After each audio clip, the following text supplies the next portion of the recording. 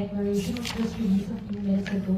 It made mention of the impact of Russia's war in Ukraine. Particularly, it said most economies are condemning the war and that they demand the withdrawal of Russia and Ukraine. I just like to ask, what was your position there?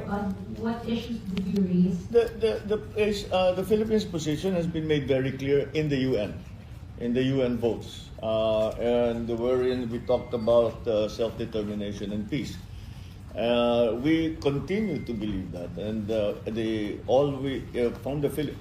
for the Philippines.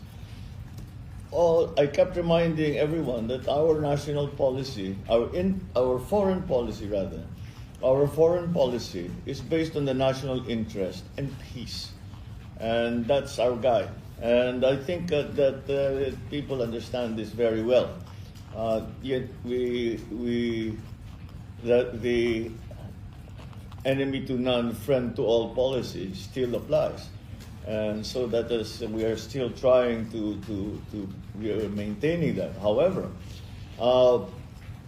peace is the war rather is unacceptable, and we ask all parties involved.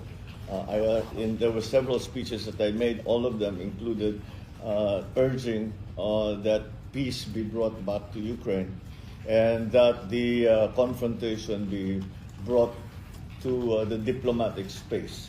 Wala nang gulo. Because the effect is not solely upon upon Ukraine or Russia.